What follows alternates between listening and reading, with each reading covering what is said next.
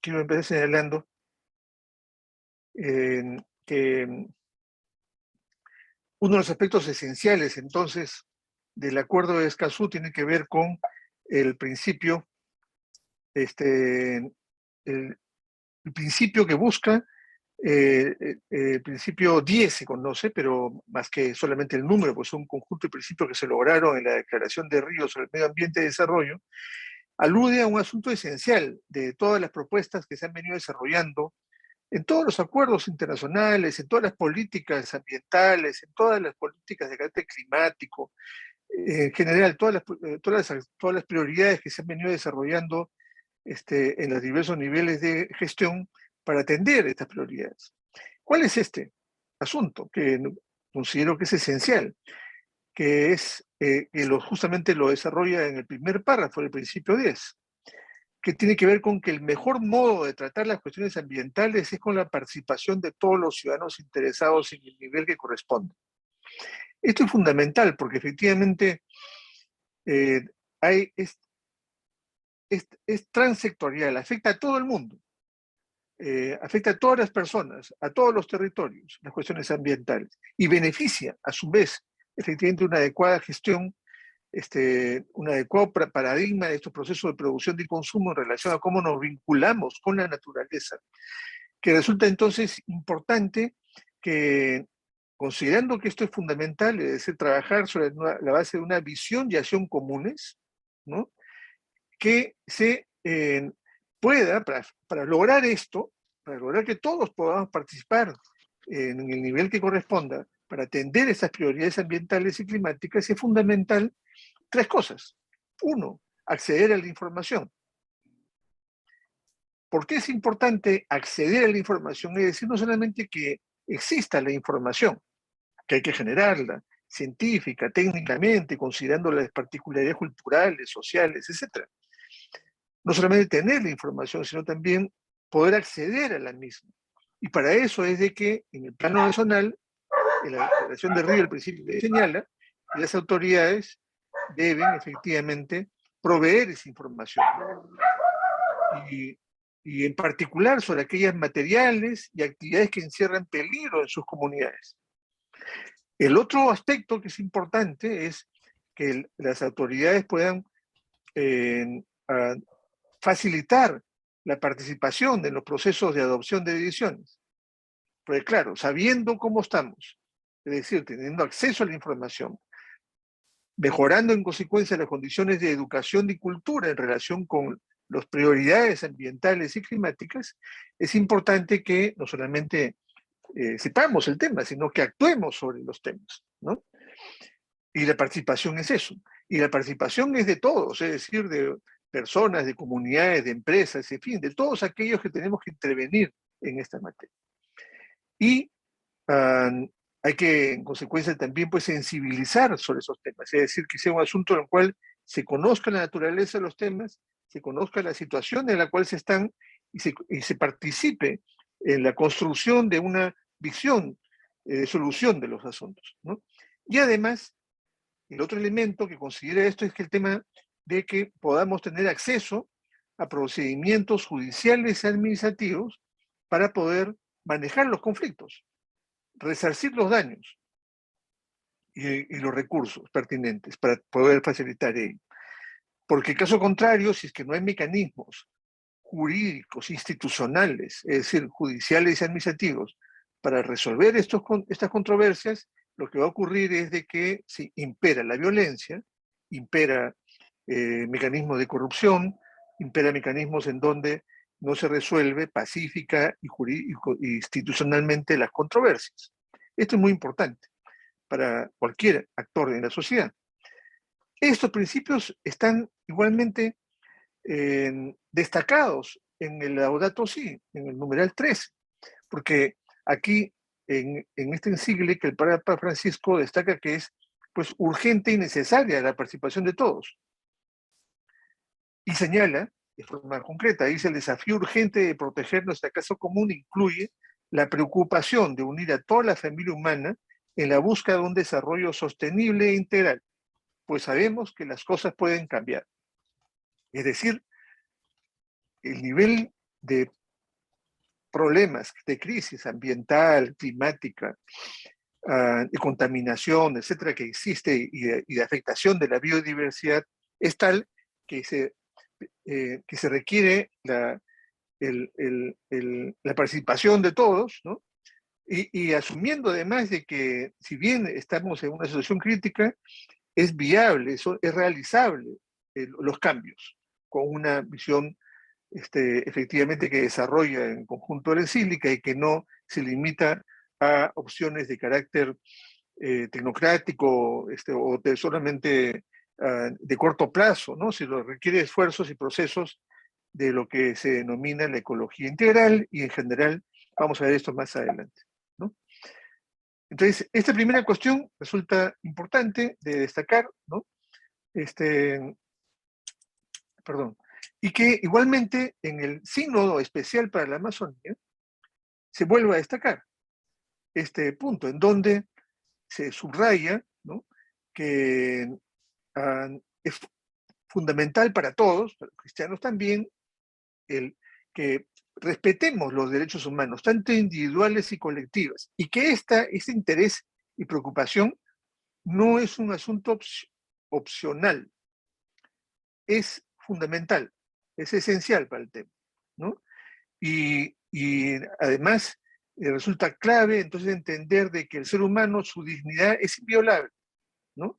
Son irrenunciables los derechos en materia ambiental. Entonces, y aquí está el concepto de ciudadanía, dice, por eso la defensa y promoción de los derechos humanos no es meramente un deber político, se sostiene en ese documento sinodal, o una tarea social, sino también y sobre todo una exigencia de fe. Y añade, a propósito justamente de la memoria que se realizó al inicio de la reunión, un elemento importante, este documento del Sínodo Amazónico, que ya tiene cerca de 3 años. Dice, y voy a leer con todos ustedes, dice, resulta escandaloso que se criminalice a los líderes e incluso a las comunidades por el solo hecho de reclamar sus mismos derechos. En todos los países amazónicos hay leyes que reconocen los derechos humanos, en especial los de los pueblos indígenas. Esto va acompañado, según el mismo informe de la Comisión Interamericana de Derechos Humanos, ¿no?, de una grave situación de impunidad en la región con relación a las violaciones de derechos humanos y barreras para obtener justicia. Y precisamente estos puntos los he citado porque son la base, el fundamento de la necesidad de implementar el Acuerdo de Escazú, que tiene que ver con un objetivo que es el de implementar, asegurar la implementación efectiva de estos derechos, que están reconocidos, pero requerimos cubrir estas brechas importantes que hay de vigencia efectiva, ¿no? Y para eso hay que desarrollar capacidades. Ahora, siendo esto así, estos es digamos, los aspectos esenciales del tema que voy a desarrollar, y si bien, repito, el Acuerdo de Escazú tiene que ver con los derechos de acceso a la información, a la participación y a la justicia ambientales, por las razones que acabo de mencionar, hay una materia ambiental de por medio, aunque el acuerdo no desarrolla, no es sobre un acuerdo, no es un tema ambiental, sino un tema de derechos humanos y de ambiente, la vinculación entre los dos. Pero hagamos una rápida mirada de qué implica esta relación entonces entre sociedad y ambiente, ¿no? Porque de lo que se trata es efectivamente de que a través de una mejor información, de una mejor participación, de un mejor acceso a la justicia, podamos tener una relación más integral con nuestro entorno, con nuestra casa común, ¿no? Entonces veamos las cosas básicas, ya rápidamente, ¿no? Todos sabemos, ¿no es cierto?, que la sociedad obtiene sus recursos del ambiente, sea el entorno inmediato o en cualquier otro lugar del planeta, los obtenemos realizando actividades de transformación, que son conocidos como sectores, ¿no? Y ahí aparecen pues la agricultura, pesquería, industria, minería, hidrocarburos, ganadería, servicios, infraestructura, etcétera, ¿no? Pero junto con eso, esta actividad a través de las cuales obtenemos recursos, también generamos residuos e impactamos sobre este mismo entorno, sobre la naturaleza, ¿no? Entonces, claramente, de forma muy esquemática, ¿no es cierto?, teniendo un objetivo y una necesidad de acción, ¿no?, se realizan actividades de transformación de diverso tipo, ¿no? Y en consecuencia, a partir de eso es de que el ambiente actual, ¿no?, sobre el cual realizamos la actividad de transformación es modificado. Y a partir de ahí se generan pues productos de diversa naturaleza, pero también residuos, materiales para el reuso, y se produce también deterioro, ¿no? Estos procesos, y eso se realiza sobre la base de determinados modelos, digamos, de producción y consumo, ¿no? Esos modelos de producción y consumo, ¿no?, que son justamente analizados también en la encíclica el Laudato Si, y un conjunto de otros análisis que muestran claramente que es necesario efectivamente asegurar una sostenibilidad efectiva, ¿no?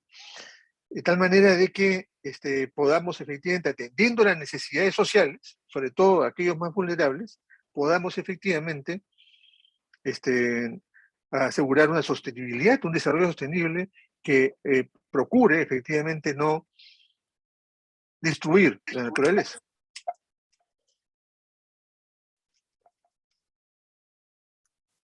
Y en ese sentido, en ese proceso de transformación que se realiza, hay un conjunto de decisiones, ¿no?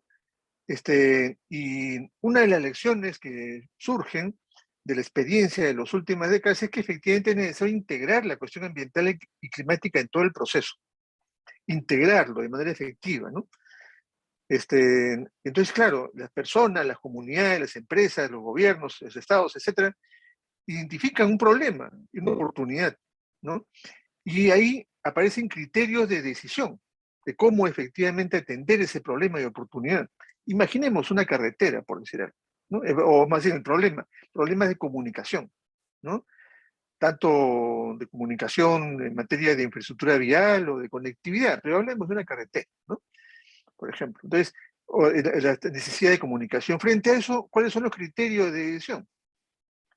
¿Cómo es de que efectivamente atender esa necesidad social, ¿no?, en donde se requiere efectivamente cubrir esa brecha? Y aparecen varios criterios que tienen que ver con efectivamente criterios de carácter económico, presupuestal, de carácter social, de carácter cultural, de carácter ambiental, etcétera, ¿no? Y todos ellos deben ser ponderados, deben integrarse y a partir de ahí desarrollar alternativas para efectos de atender esa necesidad, atender ese problema, ¿no? Y es fundamental entonces que haya una adecuada ponderación, ¿no? Y que no prime determinado interés específico. Por ejemplo, no sé, por ejemplo, de la empresa constructora, y solamente su interés es construir, pero no vincular esa carretera con necesidades, con otras alternativas de desarrollo, ¿no? Y que efectivamente se pueda atender de manera integral la necesidad y el problema. Y a partir de ahí, efectivamente, se selecciona una alternativa, se ejecuta la alternativa y se evalúa la eficacia de la decisión. En ese proceso, es fundamental tener la información, tener mecanismos de participación, tener mecanismos de justicia, con la finalidad de contribuir a enriquecer esa decisión, de mejorar la decisión, ¿no? Y no es que el incluir la cuestión ambiental y climática signifique una traba, sino más bien al contrario, contribuye a hacer más sostenible la solución de esos problemas de comunicación, de generación de actividades económicas, etcétera, para asegurar su sostenibilidad. ¿Y cuáles son las estrategias básicas que se han venido generando a lo largo de las últimas décadas y que esto ha venido obviamente enriqueciéndose, empujándose además a contribuir a un cambio de los patrones de producción y consumo? Una primera cuestión tiene que ver con la regulación sobre el uso y conservación del recurso natural. Es decir, por ejemplo, veamos la madera, ¿no? O los recursos hidrobiológicos, etcétera. Se regula el uso y conservación de ese recurso, porque recordemos qué pasó cuando se sobreexplotó, por ejemplo, la anchoveta, ¿no? En la década de los 70, prácticamente casi se extingue el recurso, que hubiese sido una catástrofe ambiental, porque de la anchoveta además hay un conjunto de otras especies, pues encima de lo cual dependen su sostenibilidad, y hubiese sido una cosa muy seria. Pero, y claro, se requiere un aprovechamiento racional y por eso se regula el uso del recurso y hay condiciones para ello, sobre la madera, sobre el agua, en fin, sobre todos los recursos hay de una u otra manera una regulación, pero también sobre conservación y además también sobre los usuarios. Todos tenemos el derecho de acceder al recurso, pero debemos cumplir determinados requisitos, ¿no?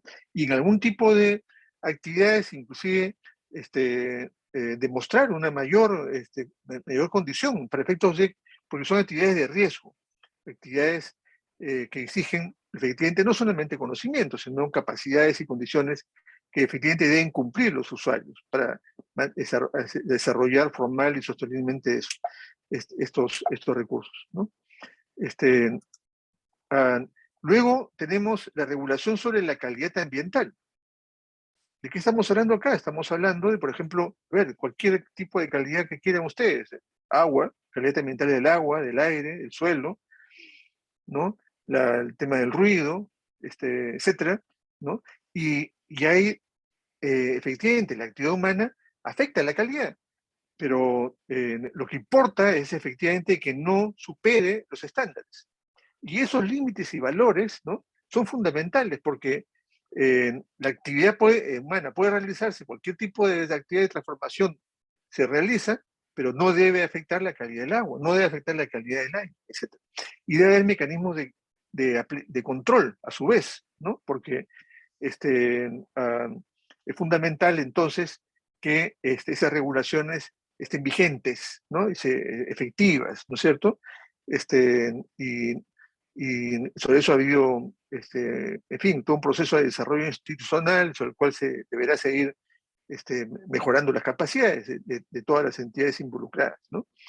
Otro tipo de estrategias son aquellas incentivos, ¿no? No solamente hay la estrategia vinculada a la sanción, ¿no es cierto? A la fiscalización y sanción, ¿no? O la fiscalización, sino también incentivos, es decir, aquellas buenas prácticas y mejores prácticas y que interesan a la sociedad que se realicen, pues se pueden y se incentivan, ¿no? A través de diversos medios, ¿no? Económicos, conocimientos, um,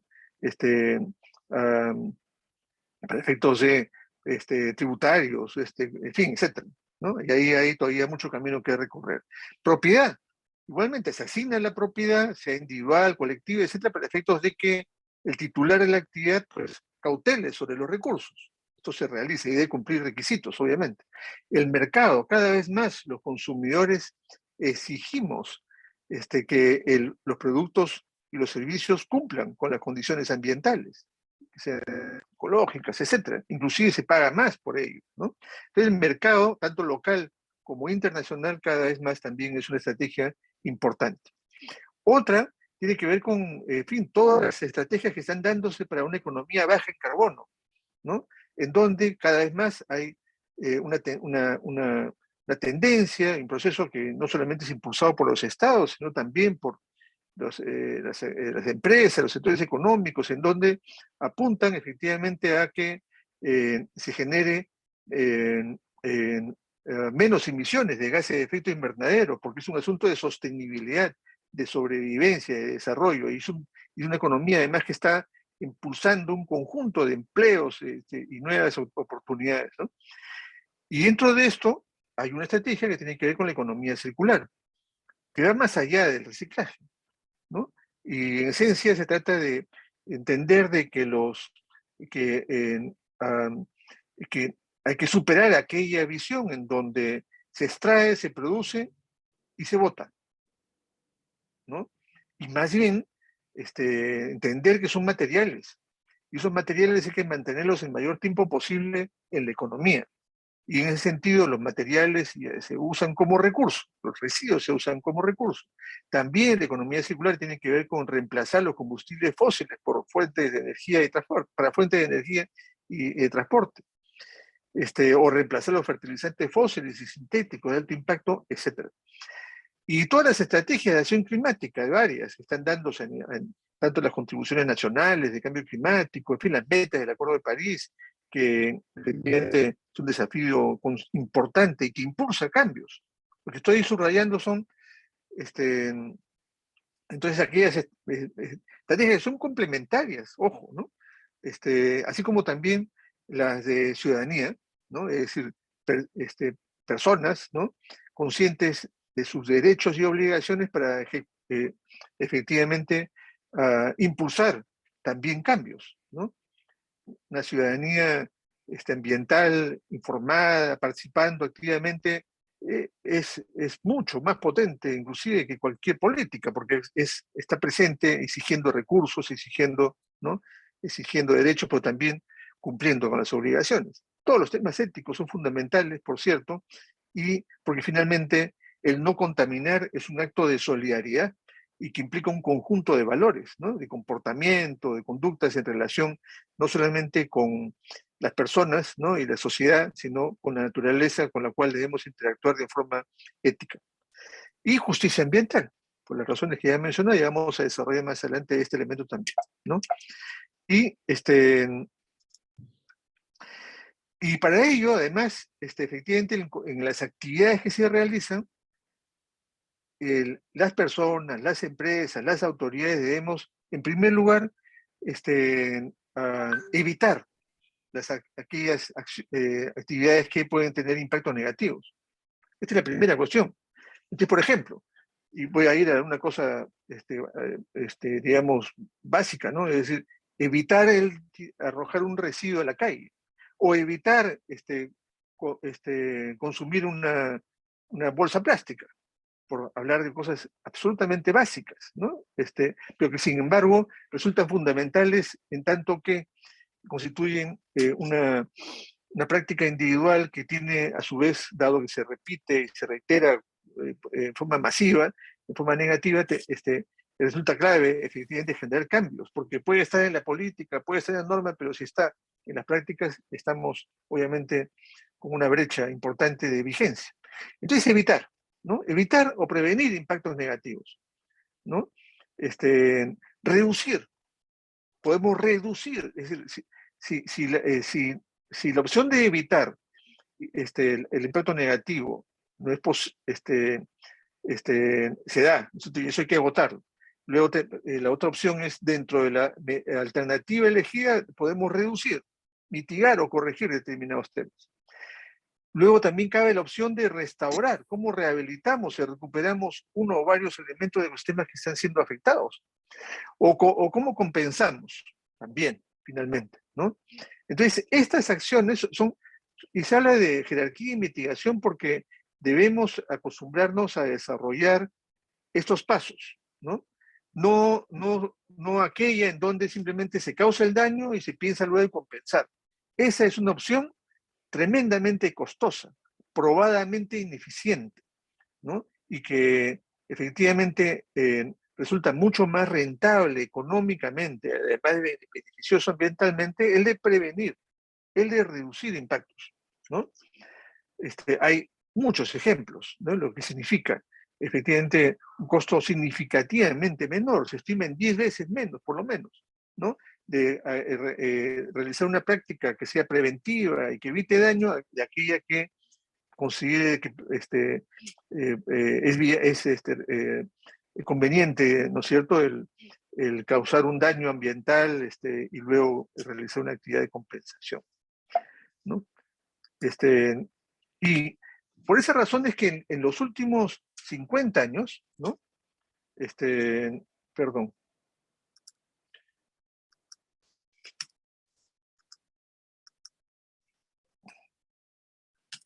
Ya, ahora sí.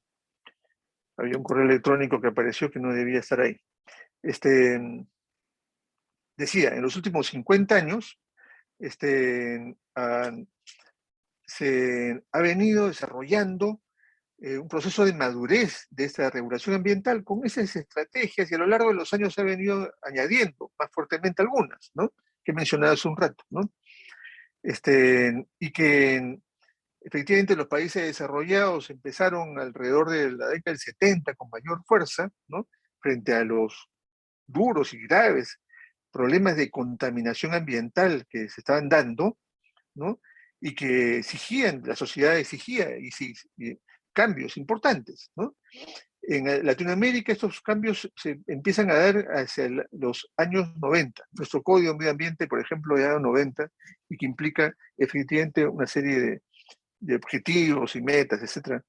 Y, y, y, y bueno, este proceso ha tenido pues avances, ha tenido errores, ha tenido retrocesos y tiene importantes desafíos. Hoy día tenemos que el año 2030 los objetivos de desarrollo sostenible y esperemos efectivamente este, eh, poder avanzar en forma significativa pese a los enormes eh, eh, presiones, ¿no? La guerra, Rusia y Ucrania, la pandemia misma, COVID, etcétera, la crisis económica, etcétera, pues traban estos procesos, ¿no? Pero debemos efectivamente identificar de mejor manera los factores que pueden contribuir al mejoramiento del desempeño ambiental. Y uno de ellos es la participación de todos. Por eso es fundamental el acuerdo de Jasú, más aún ahora en esta situación de crisis. Y resulta bien importante que pese a la situación de crisis, ¿no?, que Latinoamérica afecta de manera importante, la región ha decidido que efectivamente el acuerdo de Jesús contribuye a este impulso de respuesta, ¿no?, frente a esta situación.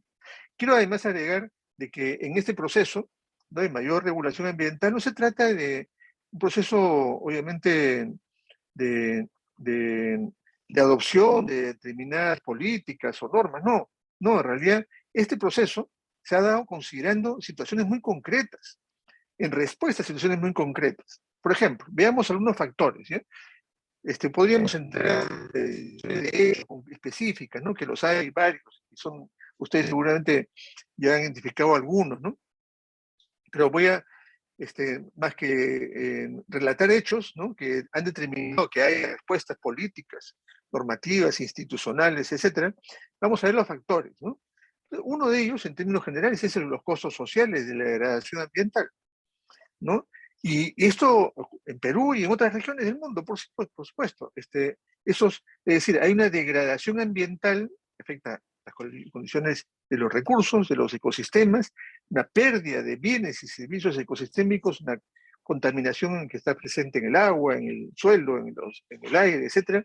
Y eso genera costos sociales. ¿Qué significa eso? Significa que las personas, las familias, ¿no?, asumimos costos por, por esa contaminación.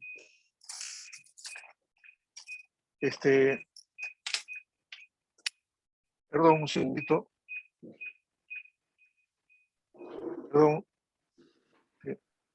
Ya se controló, hay una alarma que estaba sonando, disculpen. Asumimos costos, ¿no? Es decir, de enfermedades, para empezar. El 75% de los costos en el Perú vinculados a la degradación ambiental están vinculados a la salud. Y esto desde el Consejo Nacional del Ambiente, hicimos análisis sobre esa materia y mostramos efectivamente claramente los costos sociales de esta degradación ambiental. ¿Y por qué? Porque decíamos, esto tiene que ver con las políticas prioritarias de la sociedad, que tiene que ver con la reducción de la pobreza. ¿Y esto qué significa? Significa entonces de que una política ambiental efectiva que reduzca la degradación ambiental, reduzca la contaminación ambiental, es prioritaria socialmente, porque va a beneficiar a la gente, porque va a reducir los costos sociales, va a reducir pobreza, va a reducir afectación a la salud. Y eso también afecta al Estado, ¿no? ¿Por qué? Porque el Estado con estos costos sociales tiene que incrementar infraestructura en salud, servicios en salud, etcétera, ¿no? Uh, esto también tiene que ver no solamente con morbilidad, tiene que ver con reducción de tiempos de vida. En consecuencia, estos costos sociales son de altísima importancia, ¿no? Y que requieren consecuencia, por esa razón desde que se impulsa, es un factor para el que la regulación ambiental y climática cumpla su propósito. La competitividad también, porque, por ejemplo, veamos a un agricultor, un campesino que tiene que producir productos agrícolas y que sin embargo se ve afectado porque el agua está contaminada. Entonces, tiene que, bueno, y obviamente vender un producto que tiene esos niveles de contaminación le significa una barrera en el mercado, porque se identifica que está contaminado y nadie le compra. ¿No es cierto? Esto ocurre no solamente con el agricultor, ocurre, por ejemplo, con aquellos productores de ensechura, ¿no es cierto?, cuyos productos hidrológicos fueron impedidos de ingresar al mercado europeo. Eso ya se resolvió. Pero entonces hay una pérdida de competitividad por también la degradación ambiental y por el desempeño ambiental. Resulta fundamental entonces para asegurar competitividad que haya un mejor desempeño ambiental. La información y la opinión pública que presiona. Es decir, con mayor información y mayor presión de la opinión pública se demanda, ¿no es cierto?, que haya una regulación ambiental efectiva.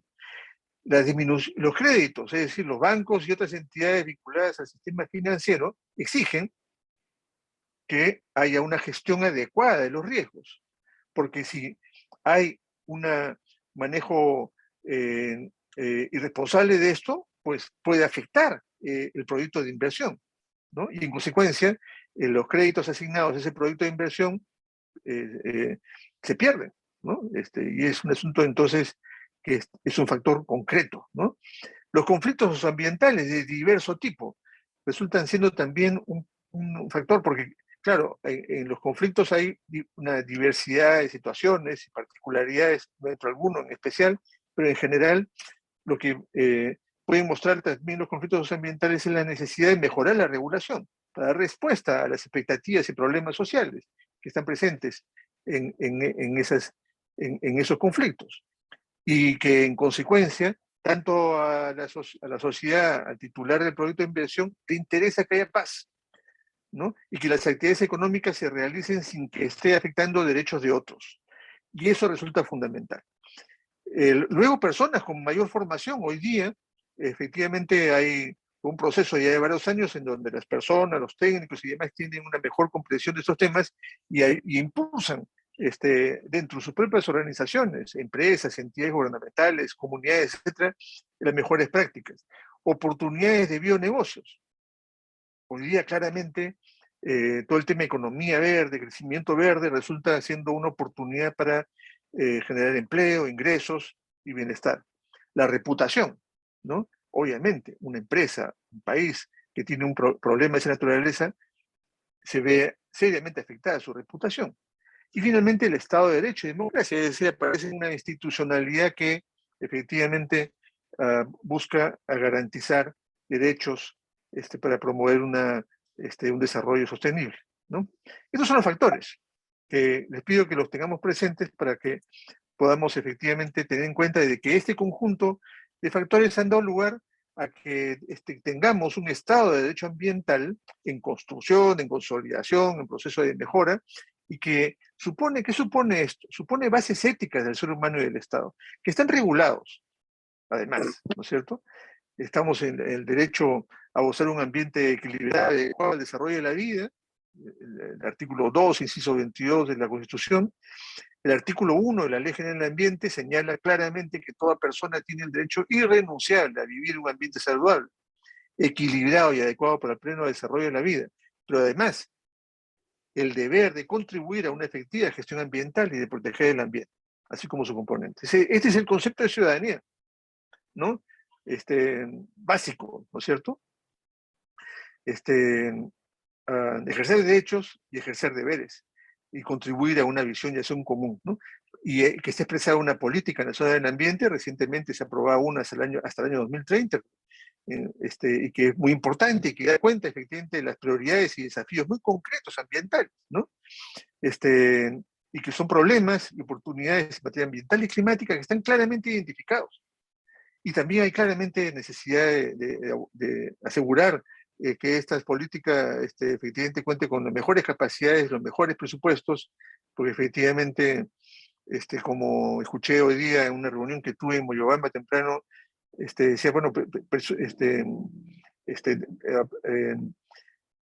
derechos sin presupuesto no son derechos, ¿no? Se requiere efectivamente asegurar una priorización política expresada en capacidades y en presupuestos para generar proyectos de inversión en esta materia.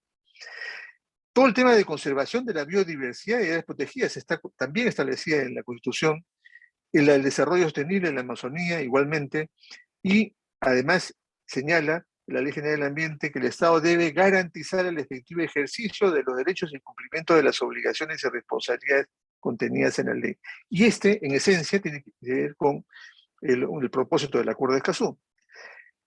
Hay un informe que les recomiendo leer, que es el primer informe mundial sobre el Estado de Derecho Ambiental, que alude justamente al tema de la ciudadanía también, ambiental, que es el tema de este conversatorio. Es que, claro, uno dice, sí, claro, mucha norma, mucha, fin, ¿no?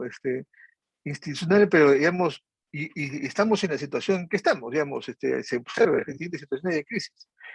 Y en este informe destaca lo siguiente, y les invito a leer conjuntamente este mensaje, entre otros que son importantes. Dice, si la sociedad humana quiere mantenerse dentro de los límites de los umbrales ecológicos críticos, es indispensable que comprenda, respete y haga cumplir ampliamente las leyes ambientales y que las personas y el planeta puedan disfrutar de los beneficios que aporta la protección del medio ambiente, porque derechos e instituciones ambientales han contribuido a contener y en algunos casos revertir la degradación del ambiente y a lograr numerosos beneficios en materia de salud pública, desarrollo económico y social y derechos humanos que se derivan de la protección del medio ambiente.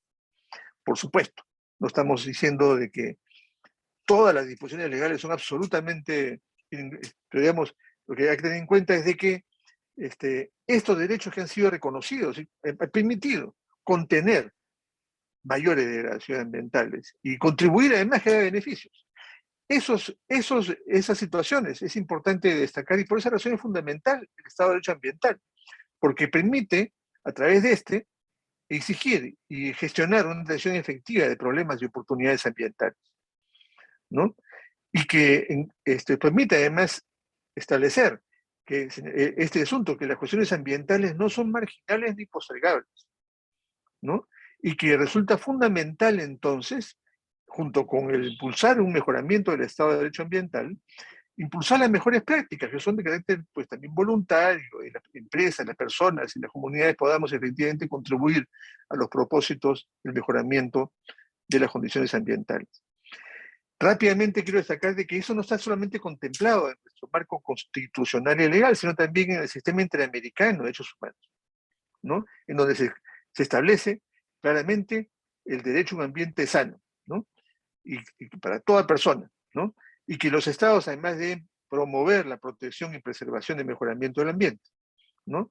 Y además, no solamente eso está establecido en la Convención Americana, sino también la Corte Interamericana ha señalado de forma reiterada la interdependencia, subrayo, interdependencia e indivisibilidad entre derechos civiles, políticos, los económicos, sociales, ambientales y culturales. Es decir, debemos entender integralmente como derechos humanos todos, y todos son exigibles en todos los casos. No hay jerarquía entre estos, ¿no? Esto es importante porque a veces se dice que uh, hay determinados derechos que están por encima de otros, y en consecuencia algunos pueden ser postergados o subordinados. No, no hay jerarquía entre ellos. Son exigibles en todos los casos. Y además este derecho humano a un ambiente sano tiene un nivel individual y otro colectivo. Hay diversos pronunciamientos en ese sentido de la Corte Interamericana en una opinión consultiva que solicitó el gobierno de Colombia en febrero del 2018, precisó de forma muy clara esos temas, ¿no? Y señaló que en su dimensión colectiva es de un interés universal, que se debe tanto a las generaciones presentes como futuras, además. Y tiene, pues, en consecuencia, una dimensión colectiva, pero también una dimensión individual, porque la vulneración de ese derecho ambiental puede tener repercusiones directas o indirectas sobre las personas, porque además está conectado con otros derechos. Ya hemos visto los costos sociales de degradación ambiental hace un rato, está conectado con el derecho a salud, está conectado con la integridad personal o la vida, o las opciones de desarrollo, la libertad de elegir opciones de desarrollo.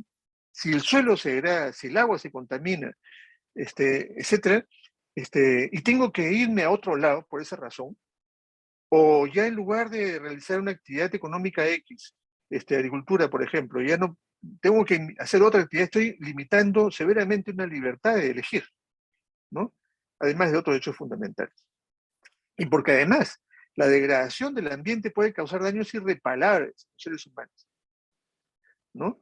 Por lo tanto, un ambiente es un derecho fundamental para la existencia de la humanidad. Eso está establecido por la Corte Interamericana. Y a partir de ahí aparecen en consecuencia, o surgen, ¿no es cierto?, las obligaciones del Estado.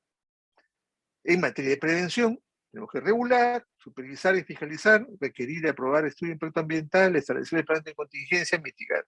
Pero también realizar acciones de precaución. Cuando no hay certeza científica, debemos adoptar una precaución para efectos de salvaguardar y evitar los derechos ambientales y evitar que haya daños ambientales. La cooperación entre los estados, ¿no? Y aquí viene el tema, dice, y también los de carácter instrumental o de procedimientos, es decir, asegurar que las personas tengamos acceso a la información, acceso a la participación y acceso a la justicia ambiental.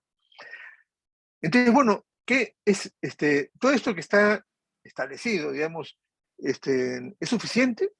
¿Qué tenemos que hacer para impulsar mejores cambios, ¿no? Asegurar que se salvaguarde estos derechos fundamentales, ¿no? Hay un conjunto de estrategias. Algunas hemos mencionado rápidamente, obviamente el tiempo no da, pero en esencia ahí vamos a priorizar una que tiene que ver con mejorar la aplicación del principio de Río. El principio 10, que me mencionaba hace un rato y que está vinculado también con la encíclica Laudato Si, que señala claramente los documentos sinodales. Y entonces, claramente, en todo nuestro país, me refiero a América Latina y Caribe, hemos reconocido estos derechos ambientales, así como nuestro derecho de acceso a la información, participación y justicia. Pero estos reconocimientos, que son fundamentales, así como el reconocimiento de los derechos de la igualdad, derecho a la educación, derecho a la salud, derecho al género, etcétera, etcétera, todos esos reconocimientos son fundamentales, ¿no? Porque si que no están reconocidos, tenemos un gravísimo problema, ¿no? Mayor, ¿no? Pero, sin embargo, eso obliga a impulsar políticas públicas para su implementación y requiere el desarrollo de capacidades, tanto en el Estado como también en la sociedad, porque puede haber efectivamente sectores que no reconocen la importancia de, por ejemplo, acceder a información, participar en los procesos de toma de decisiones en materia ambiental o en asuntos de justicia. Es que importar, en consecuencia, sensibilizar en esa materia.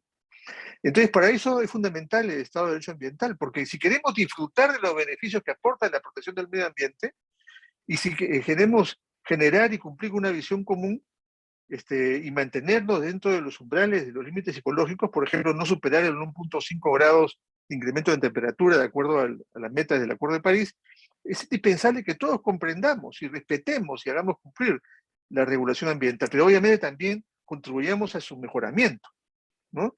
Hemos visto claramente las tendencias de ese mejoramiento de la regulación y esto es un proceso que hay que seguir desarrollando, ¿no? Sabemos todos que en las leyes de la capacidad para ejecutarlas, ¿no? Por ello en sí mismo es fundamental que el Estado de Derecho Ambiental sea mejorado y la ciudadanía ambiental es un factor para ello es fundamental, ¿no? Entonces, y aquí viene entonces el Acuerdo de Escazú. ¿Para qué es el Acuerdo de Escazú? Leamos el artículo 1, ¿no? ¿Para qué es? Dice claramente el artículo 1, es para garantizar la implementación plena y efectiva de los derechos de acceso en asuntos ambientales y la creación y el fortalecimiento de capacidades y cooperación en esta materia. Entonces, subrayo, es para contribuir a que se implemente estos derechos de acceso de manera plena y efectiva. Hay, sin duda, importantes avances en implementación también, ¿no? Pero hay brechas, ¿no? ¿Y para qué? ¿No?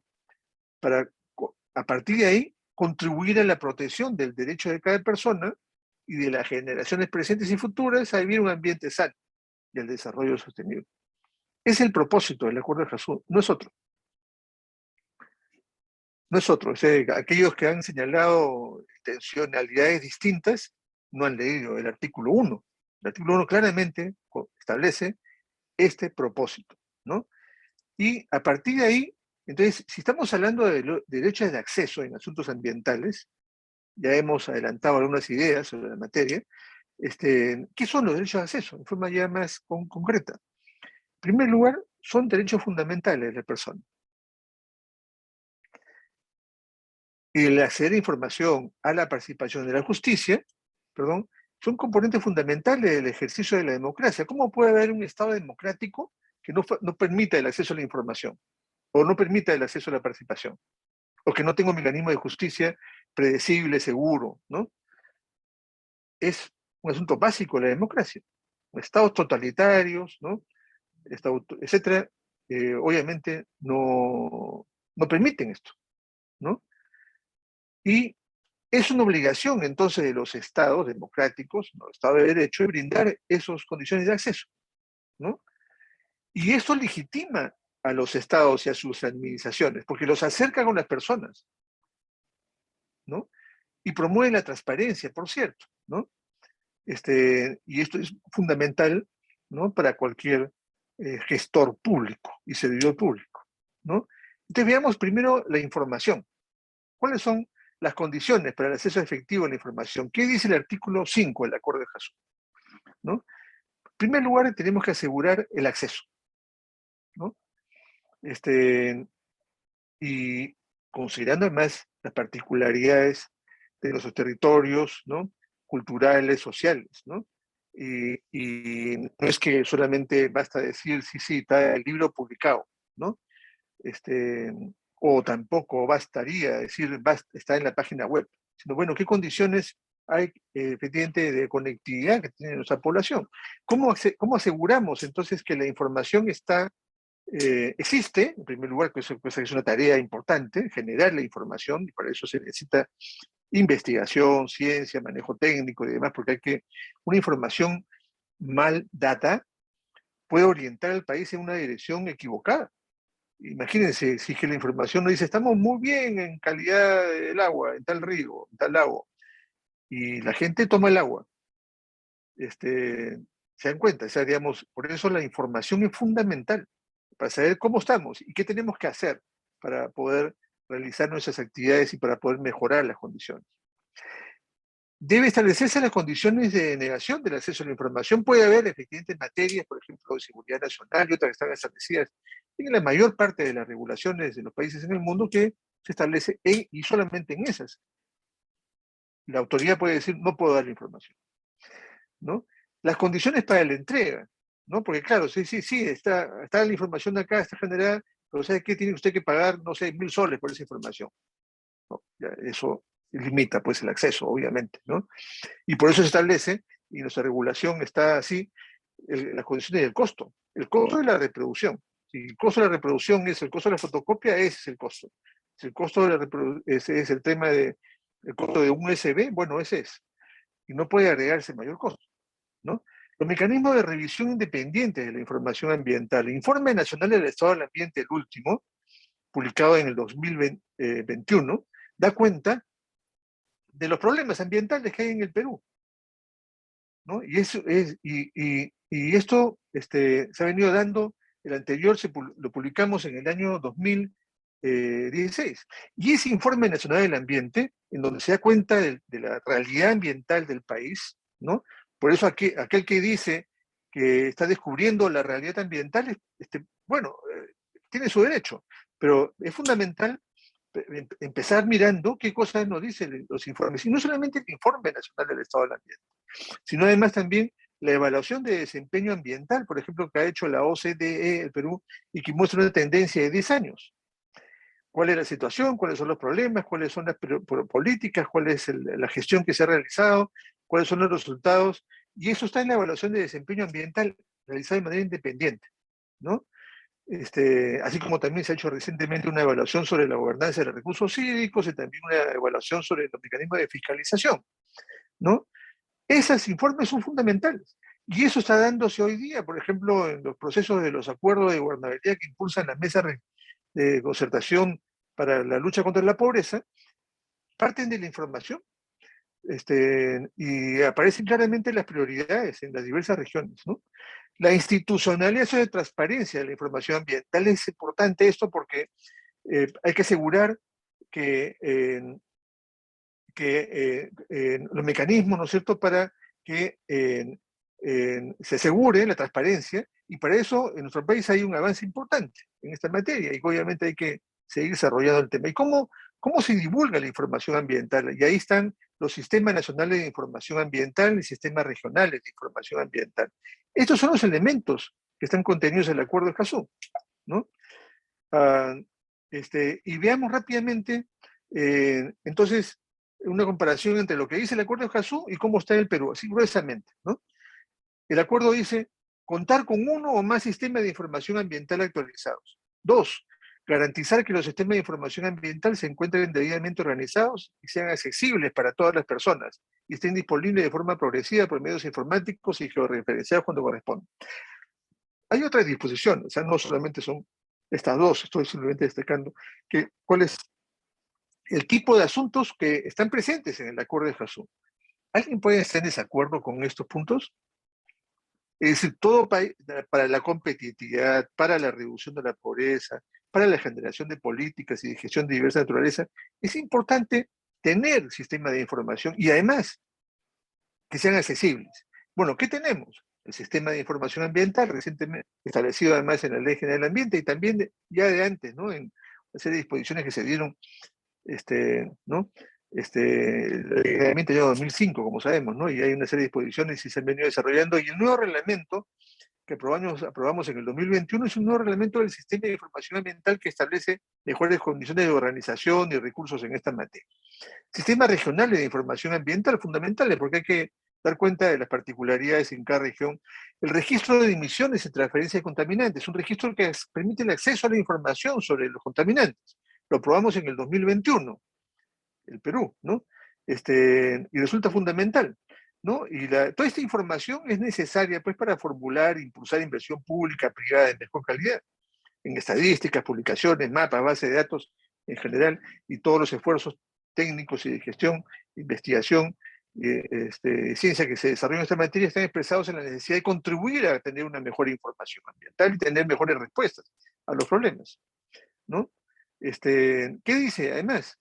Bueno, el registro de MC, ya lo he señalado, el tema, los informes nacionales de estado de ambiente cada 5 años, y hemos venido más o menos desarrollando esto, ¿no? No más o menos, digamos, el 2019 fue uno, el 2015, 16 fue el anterior, ¿no? El anterior lamentablemente fue el 2006, ahí se tomó como más años, ¿no? Pero es fundamental tener efectivamente esos informes, ¿no? Y las evaluaciones independientes sin duda resultan claves, ya lo mencioné. En materia de participación, ¿qué dice el Acuerdo de Escazú? El artículo 7, ¿no? En primer lugar, es importante que estas respondan a las características sociales, económicas, culturales, geográficas y de género que hay en el país, ¿no? Y hay que responder a esas condiciones, y para que la participación sea efectiva y plena. Que se realice desde etapas iniciales del proceso de toma de decisiones, por cierto, ¿no? Al final, cuando ya está todo hecho, ¿no? Y que contribuye la participación generando pues información, generando sobre el tipo de decisión y sobre las condiciones en que se encuentra el territorio donde se va a ejecutar determinada decisión, proyecto de inversión, lo que fuese, la participación contribuye a ello y reduce incertidumbres, reduce inquietudes y contribuye al mejoramiento de la decisión de la alternativa, ¿no? La participación con información necesaria, clara y oportuna. Se integra, son derechos interdependientes, como mencioné hace un rato, ¿no? Porque claro, si participa uno sin información y solamente con prejuicios y con ideas preconcebidas, vamos a tener problemas, ¿no? O si determinada parte, por ejemplo, el tomador de decisión, no comparte la información y solamente sabe qué tipo de riesgos tiene la decisión, pues va a generar problemas, ¿no? Y las incertidumbres y las inquietudes de la población pueden multiplicarse a partir de un manejo equivocado de la información.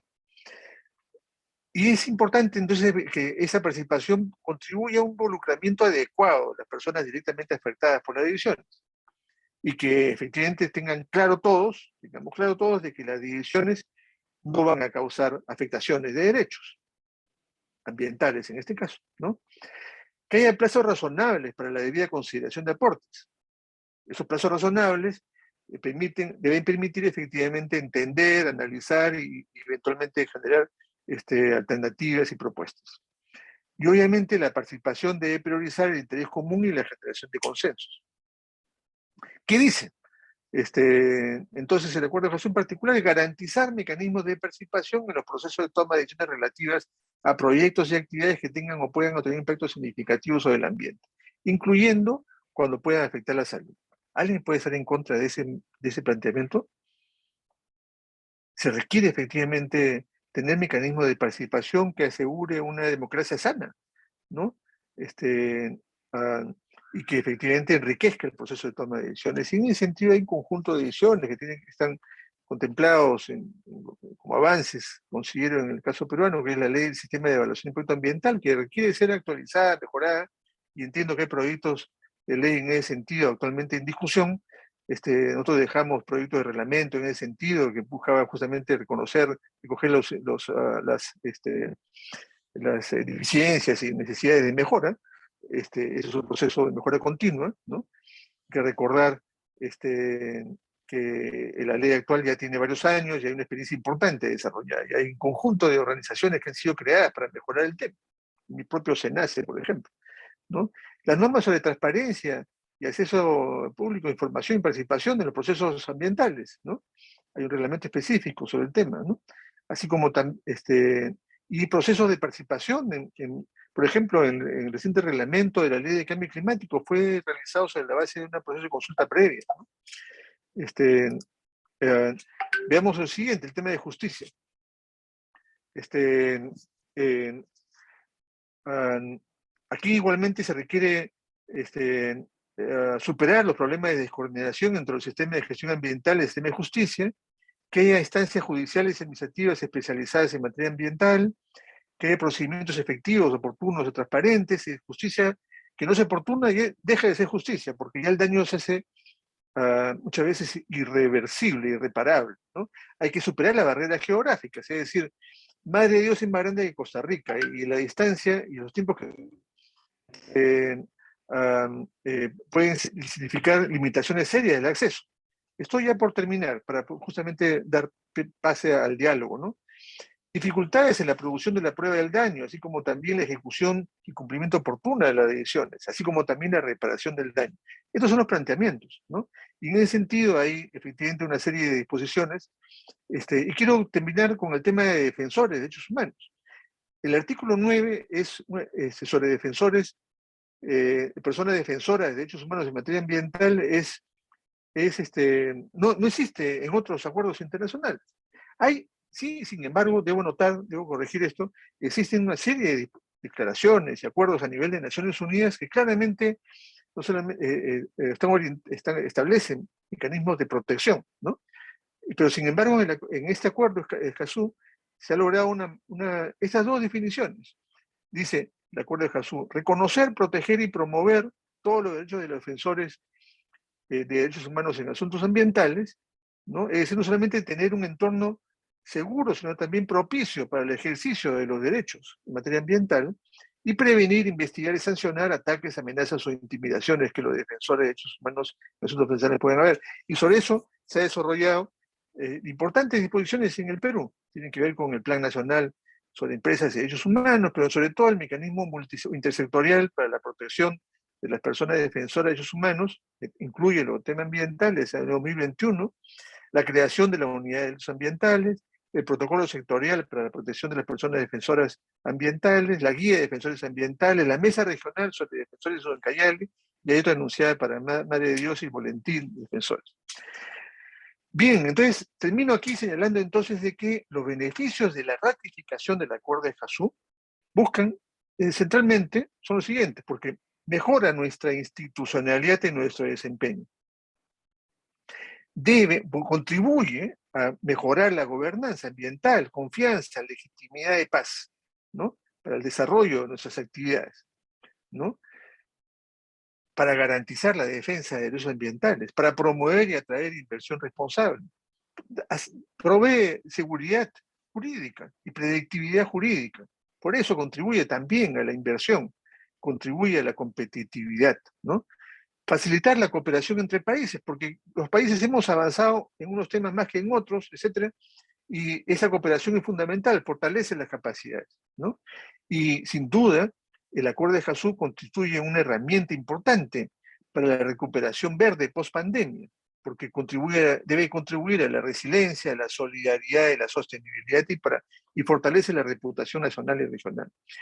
Estos son, luego, quizás en el diálogo, podemos intervenir, mencionar otros elementos, porque me interesa también dar cuenta de algunos elementos que han sido señalados, porque como sabemos, el Acuerdo de Escazú ya hoy día tiene 13 países de América Latina y el Caribe, ¿no? Países como México, Chile, Argentina, ¿no? Ecuador, países centroamericanos y del Caribe, y Colombia acaba de aprobarlo en la Comisión Segunda del Senado y debe ratificarse prontamente. Entonces tenemos países que en la región han ratificado el Acuerdo de Escazú, de diversa orientación política e ideológica, y que constituye entonces una nueva etapa. Hoy día estamos en una nueva etapa. Sin embargo, el Perú tuvo una pésima decisión, a mi juicio, una equivocada decisión de no ratificar. Y esta decisión yo creo que estuvo basada en falsedades, ¿no? Y que requieren efectivamente, justamente esta reunión debe contribuir al intercambio de información y de ideas, ¿no es cierto?, para efecto de aclarar las inquietudes que pueden haber, producto quizás de una desinformación, pero sobre todo de algunos argumentos que no tenían sustento, ¿no? Y sin embargo me están señalando de que debo terminar. Yo quería simplemente subrayar algunos elementos, ¿no?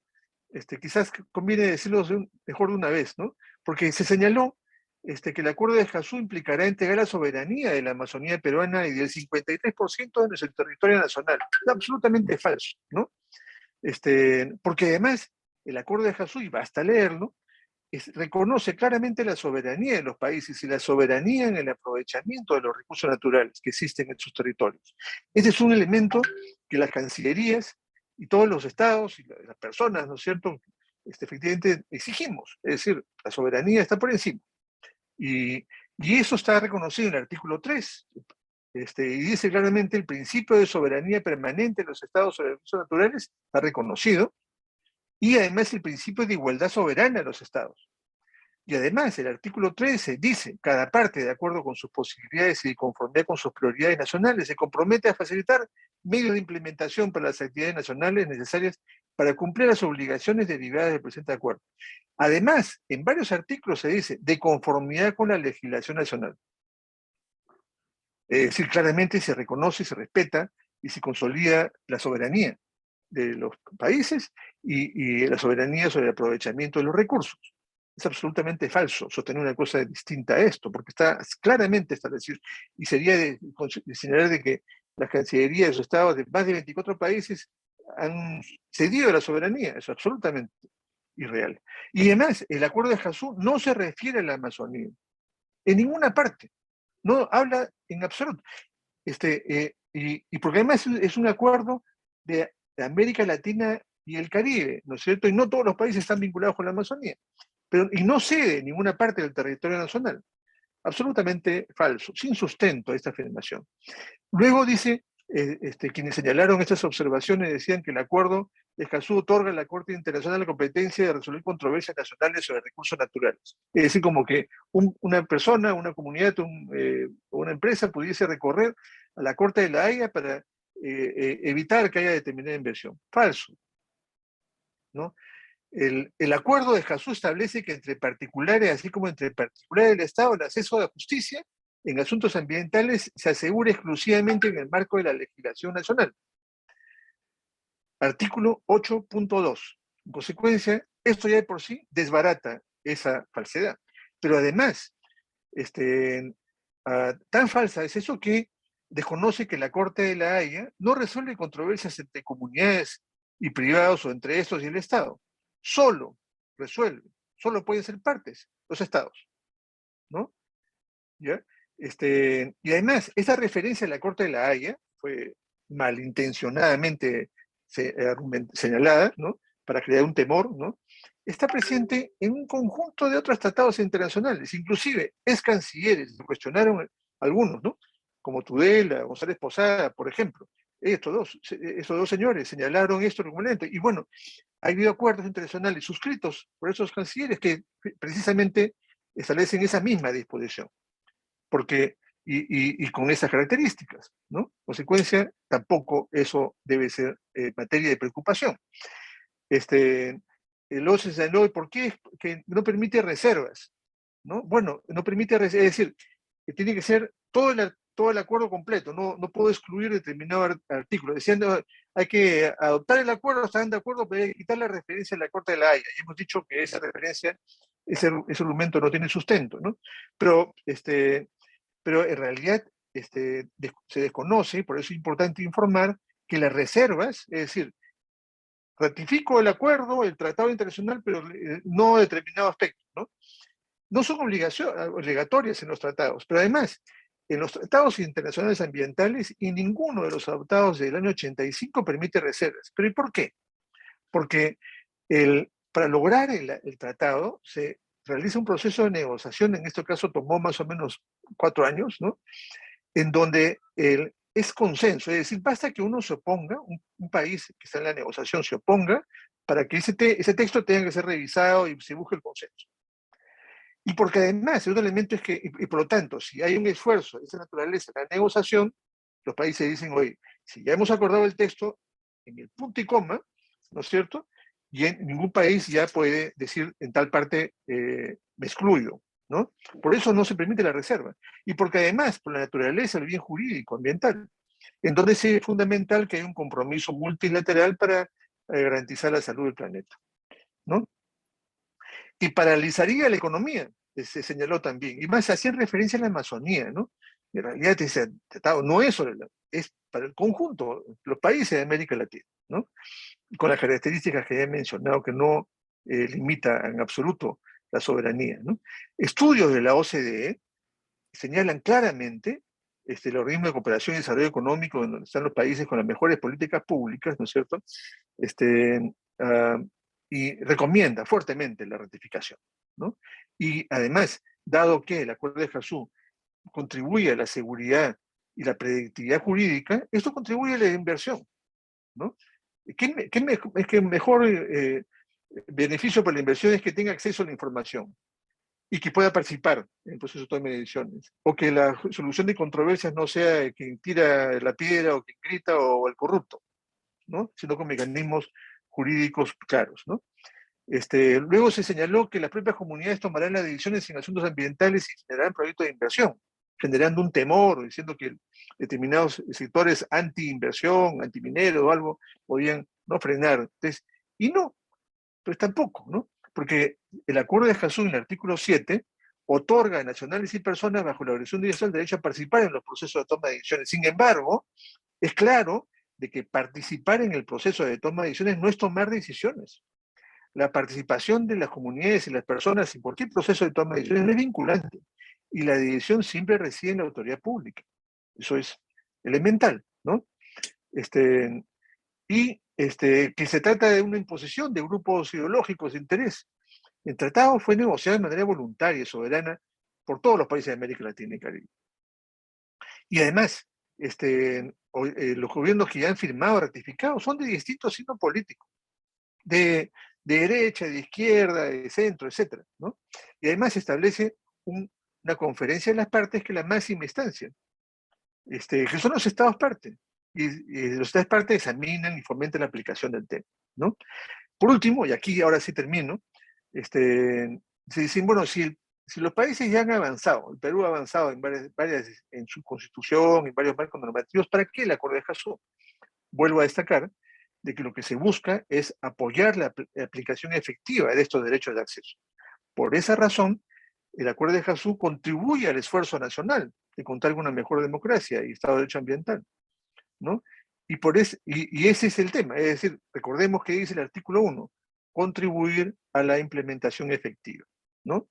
Y en la conferencia de partes, ¿no?, que se realizó hace muy poco, el 20-22 de abril, se aprobó la regla de procedimiento, incluyendo las modalidades de participación del público, las reglas de composición y funcionamiento del Comité de Apoyo a la Aplicación de Incumplimiento, que es de carácter consultivo, transparente, no contencioso, no judicial y no punitivo, para examinar el cumplimiento del acuerdo y formular recomendaciones, ¿no? Y también se acordaron las disposiciones financieras para el funcionamiento del acuerdo, y se estableció un grupo de trabajo ad hoc sobre personas defensoras de derechos humanos en materia ambiental, que será un insumo para la segunda COP del Acuerdo de Escazú que se realizará en Buenos Aires. Y con consecuencia estamos en una nueva etapa, ¿no? Una nueva etapa del Acuerdo de Escazú, con un proceso muy importante, y me disculpo si me he excedido, Lorena, pero quería compartir con la audiencia, digamos, estos elementos, y ahora sí, a disposición para el diálogo, intercambio, preguntas, comentarios, críticas, lo que hubiese. Muchas gracias, Lorena. No, gracias, Mariano. Ha sido realmente una cátedra ambiental muy necesaria. Nosotros a veces pecamos de no saber nuestros derechos, y justamente por eso el título conversatorio es Construyendo Ciudadanía Ambiental, y tú has dicho claramente, ¿no?, que se trata de ejercer derechos y de cumplir deberes, pero ¿cómo ejercemos lo que no conocemos, verdad? Entonces, ahora damos pase, los micrófonos los podemos habilitar en forma ordenada, por favor, para hacer nuestras preguntas. Levantó la mano, a ver, Vania, ¿sí? ¿Te escuchamos? Ah, te escuchamos. Hola, hola a todos. A ver, o sea, mi pregunta va por el tema político, ¿ya? Hace un ratito vi un video de Susel Paredes donde decía que finalmente como que todos los votos en el Congreso tienen un precio. Entonces, yo lo que estoy pensando es, de repente tú, Mariano, conoces un poco más de qué sectores vienen esta férrea oposición a la aprobación del Acuerdo de Escazú. O sea, ¿es la derecha o simplemente son grupos económicos que están detrás de este interés? ¿Por qué es que otros países con ideologías diversas, de derecha e izquierda, no importa, sí lo han aprobado, que prima más en otros países el tema, digamos, de científico puro o análisis económico y social de beneficios? ¿Por qué es que acá es tan difícil hacerlo, no? ¿O es simplemente un rechazo al mundo técnico que está sucediendo ahorita tanto de izquierda y derecha? Gracias, Vania. ¿Quieres comente ahora o más bien Sí. quizás, muy importante la pregunta de Vania, ¿no?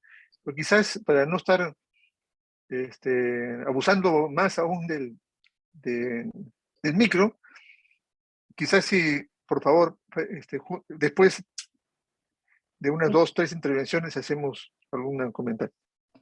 ¿Tendríamos otra pregunta? Porque aquí, por ejemplo, en el chat te están saludando María de Argentina. Dice que la exposición es muy completa. Sí, Lorena, si me permites, no sé. Verónica, perfecto. Listo, gracias, ¿Qué Verónica. tal? Gracias, Mariano. Excelente, excelente toda la información que nos has compartido. Comparto con que es muy importante, ¿no?, que, digamos, nos informemos sobre lo que significa ejercer ciudadanía ambiental, ¿no? Creo que es un tema que muchos conversamos, hablamos, pero pocos conocemos, ¿no? Así que ha sido muy, muy buena tu presentación. Yo quería preguntarte más bien, me parece que fundamental el tema del acceso a la información, ¿no? Porque solo conociendo, ¿no?, y teniendo información, digamos, válida, podemos entonces empezar a activar los diferentes mecanismos de participación, de propuesta, digamos, de solicitudes de información adicional o hasta de justicia, ¿no? Entonces, tú mencionabas que existen en el país varios sistemas de información, pero resulta que estos sistemas de información, claro, procesan técnicamente y probablemente científicamente información muy valiosa, pero que es difícil, ¿no?, de comprender por parte de la ciudadanía, ¿no? Y estoy pensando en nuestras comunidades, ¿no?, donde, por ejemplo, ahora recientemente, nada más aquí en Lima, para no irnos tan lejos, en el Valle del Chillón, ¿no?, donde salió esta noticia del agua contaminada, ¿no?, y la gente inmediatamente entra en zozobra, ¿no?, y uno buscaba información y no se encontraba información. Entonces, ¿cómo ahí es importante, ¿no?, cómo también se puede ir generando información asequible, ¿no es cierto?, al común del ciudadano, ¿no? Para poder también, digamos, presionar a autoridades locales, por ejemplo, para que hagan los exámenes respectivos, para que puedan inmediatamente tomar acciones en caso de que efectivamente se trate de agua contaminada que no debe beberse, o tomar acciones para prevenir la salud, ¿no? O cualquier otro tipo de defensa de nuestros derechos, ¿no? Entonces yo me preguntaba, este es un caso concreto, ¿no? Pero así como veo, ¿no?, en muchas partes de nuestro país como bastante dificultad para poder comprender, o sea, acceder y comprender la información. Gracias. Gracias.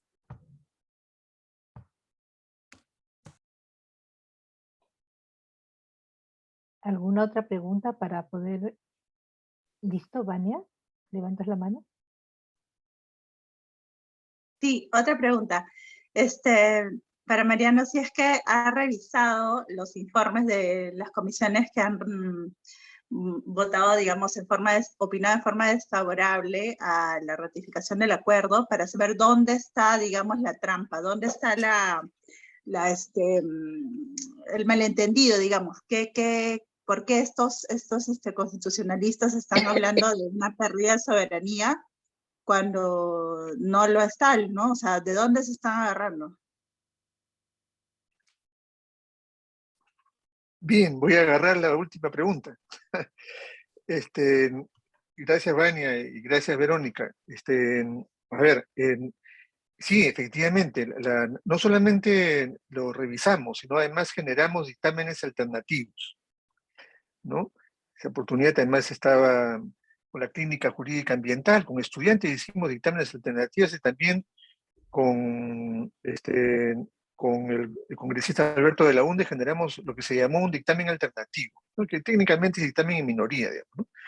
Y justamente en todo el proceso se dieron insumos para la ratificación, y luego en atención a las falsedades, ¿no es cierto?, que se fueron dando, es que se elaboró un dictamen que justamente identificaba esos asuntos, señalaba los beneficios, y más bien buscaba mejorar la información para efectos de que los temores que estaban dándose, pues se constatara de que no tenían sustento, ¿no?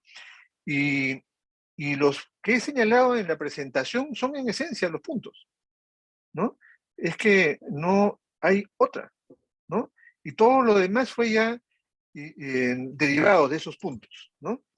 ¿Ya? Entonces, y miren, sobre uno de los temas más sensibles, ¿no?, que es el tema de la soberanía, ¿no?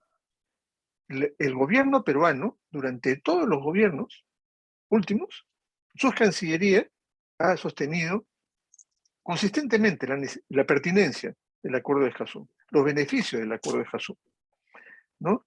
Y los cancilleres que han estado en los debates, ¿no?, y es cancilleres pero que sin embargo los que yo diría que han tenido una mejor solvencia, por decirlo de alguna manera, claramente han desvirtuado el tema de la pérdida de soberanía, ¿no? Y el tema de la Corte de la Haya, en fin, todos esos elementos que no voy a repetir ahora, ¿no es cierto? Entonces, yo creo que hay que seguir informando, nuestra tarea es seguir informando, es decir, sea cual sea la motivación, hay que seguir informando, señalando, dialogando. Ha habido muchos debates, ¿no? Pero que es fundamental que abordar las cosas de manera muy técnica, pero también entender de que hay factores políticos, como bien señaló Vania, y estos hay que igualmente explicitarlos, ¿no? Por ejemplo, un congresista era del grupo de FREPAP, señalaba que tenían unas ocupaciones, unos terrenos en un sitio alejado, ¿no es cierto?, que decían esto, y que estaban afectando áreas protegidas. Decía, el Acuerdo de Escazú me va a afectar, si ratifico el Acuerdo de Escazú, me va a afectar esta ocupación ilegal.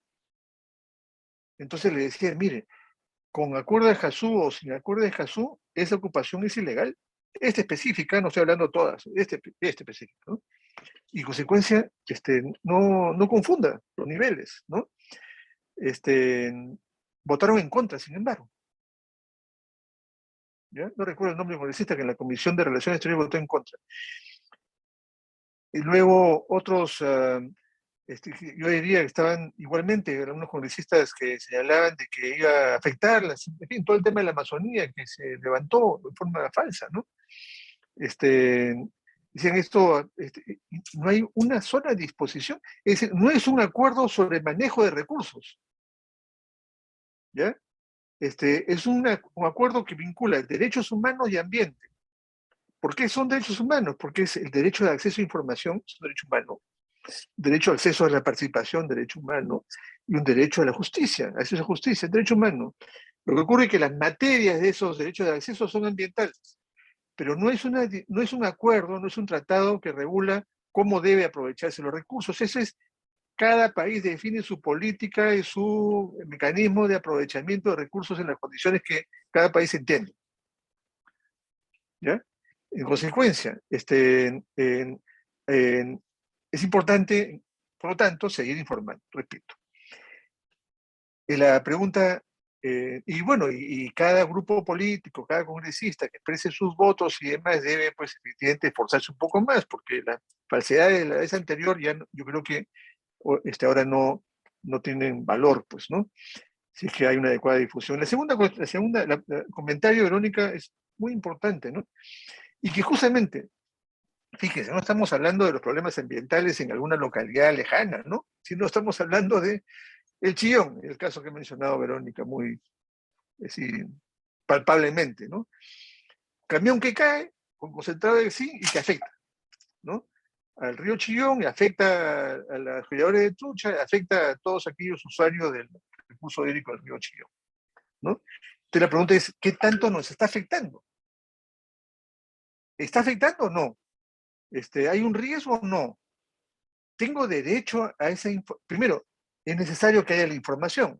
Y no es que yo voy a ir con el dedo, meto ahí y lo pruebo y a ver si no, tengo que haber análisis técnico de laboratorio y saber qué está pasando, ¿no es cierto? Obviamente, ya el solo hecho de haber esto concentrado con una serie de zinc y otros materiales, efectivamente, ya es un riesgo de por sí, ¿no? Pero hay que analizarlo para ver cómo está la situación, y hasta dónde ha llegado, etcétera, etcétera, ¿no? Y esos son análisis. Y esa información tiene que generarse de forma técnica. La gestión ambiental es técnica, ¿no? Requiere energía, pasión, compromiso, por supuesto, ¿no? Porque si está uno ahí pasivo y no pasa nada y no importa, no hay sensibilidad, estamos mal, ¿no es cierto? Pero obviamente es técnica. Y esa información generada en el tiempo pertinente, ¿no? Oportuno, etcétera, debe ser accesible y debe transmitirse de forma clara para que cualquier persona, no solamente los técnicos, ¿no? Sino los científicos, sino las personas usuarias, que tienen la interacción con los bienes y servicios que provee el río Chillón, debemos entender de qué se trata. El parámetro X, el parámetro Y, el valor, etcétera. ¿Y qué significa eso si los productos agrícolas, los productos hidrológicos, etcétera, cómo impactan? Ese acceso a información resulta fundamental. Y bueno, ese ejemplo solo muestra la necesidad y los beneficios de la ratificación del contenido del Acuerdo de Escazú y de su ratificación. Porque lo que necesitamos es mejorar justamente las condiciones de implementación de los derechos de acceso, ¿no? Hoy día tenemos mayor capacidad, sí, claro, el OEFA, la Autoridad Nacional del Agua, mayores capacidades de análisis, etcétera, de presencia, ¿no? Sí, claro que sí, ¿no? Pero eso probablemente hace 10, 15 años de haber ocurrido, se hubiese demorado mucho más tiempo, quizás no hubiese habido información, ¿no? Pero hoy día hay esa capacidad, pero muy bien dice Verónica, necesitamos que sea eso comprensible. Y el acuerdo de Escazú, rápidamente, a ver, le voy a, porque, ¿dónde está el compartir pantalla? Acá está, creo, es. ¿Qué dice el acuerdo de Escazú? ¿Están viendo la pantalla? ¿El texto?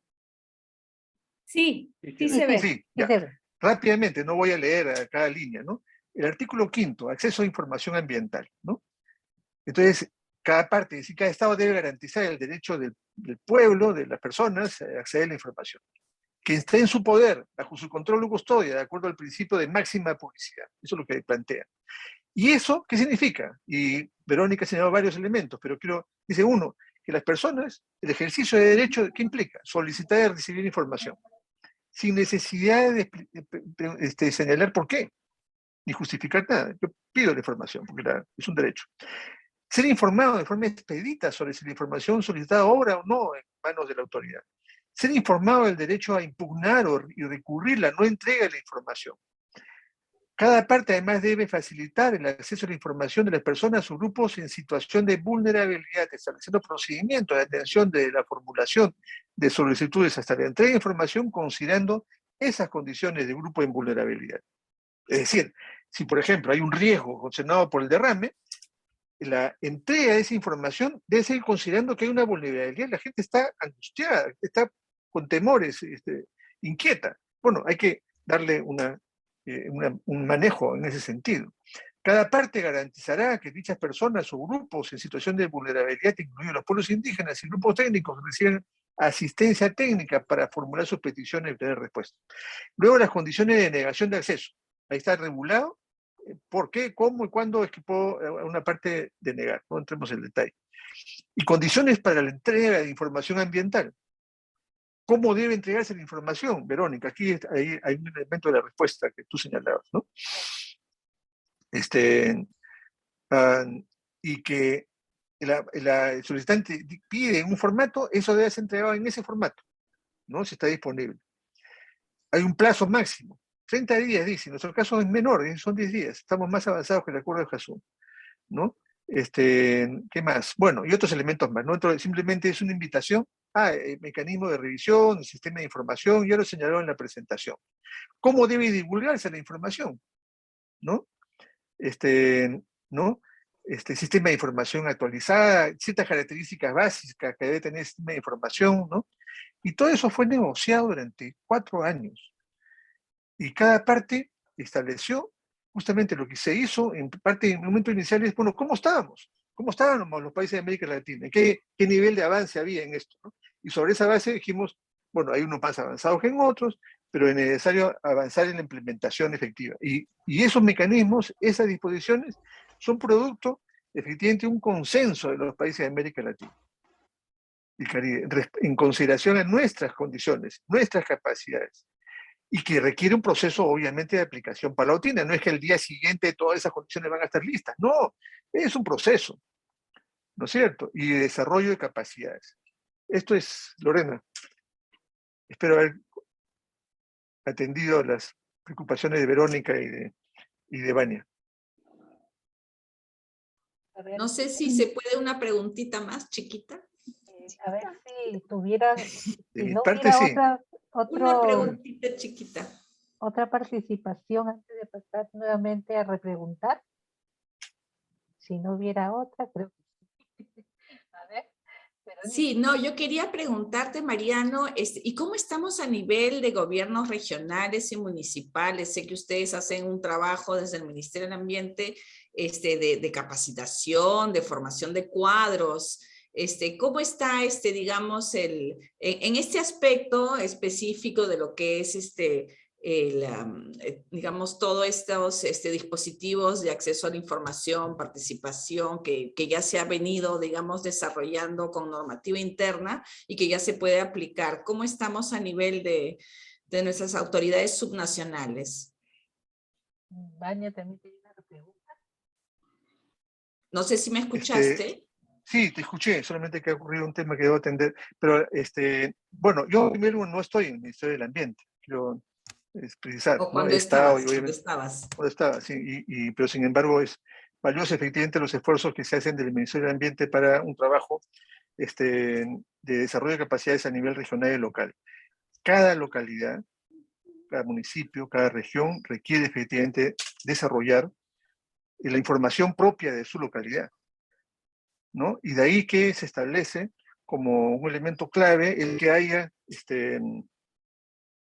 esos sistemas regionales y locales de información, ¿no? Y que den sustento a las decisiones que se adopten, ¿no? Todas las regiones hoy día tienen sistemas regionales de información ambiental, pero que, claro, el contenido de esto hay que seguir mejorándolos, ¿no? Están establecidos, ¿no? Y han venido dando sustento a varias decisiones, estrategias regionales de cambio climático, por ejemplo, estrategias regionales en materia de biodiversidad, estrategias regionales en diversas áreas, inclusive los procesos de zonificación ecológica, económica, etc., ¿no? Entonces, en ese sentido, y bueno, obviamente también esa información sirve para las inversionistas, para cualquier persona y comunidad que requiere efectivamente saber cómo están las condiciones ambientales, las condiciones de los recursos naturales para el efecto de poder tomar decisiones y generar escenarios de sostenibilidad, ¿no?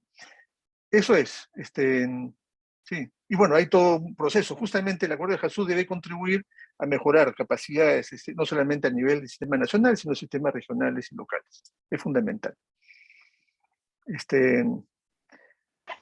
Lorena, ha surgido una urgencia que debo atender.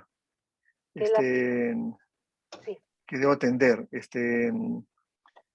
Y que implica tener que salir a hacer una diligencia urgente, de verdad. Así que lamento tener que eventualmente, veo a Vania que quiere comentar, pero debo realmente salir. Es muy urgente. Ya, Mariano. También te agradezco. Sí, me acaban de avisar un tema que debo atender con urgencia. El tiempo que nos has destinado, nosotros nos quedamos todavía en una parte del programa. Lo estamos pasando por el Facebook de Encuentro Latinoamericano. Ahí nos vas a ver todavía cuando termine. Un abrazo grande y muchísimas gracias por todo el servicio que nos has prestado. Muchas gracias, más bien. Estaremos en contacto. Estamos en contacto. Para cualquier diálogo posterior. Gracias. De hecho. Muchas gracias. Gracias. Adiós. Gracias. Chao. Gracias. Entonces, bueno, se le ha presentado esta urgencia a Mariano y vamos a continuar con nuestro conversatorio, salvo que... Diferente para ir a... Cuidado. Sí. A ver, un momentito. ¿Hoy día, ahorita? Mañana. Todavía Vamos, está en tranquila, vivo. vamos, todo tiene solución. Entonces, Sí. Está en vivo. A ver, un momentito. ¿Estás segura que no hay que anular el fiesta, bueno? A ver, un momentito. Lorenita. ¿Sí? Sí. Escribe. Sí. A ver. Te dejamos, Sandrita, con la siguiente parte.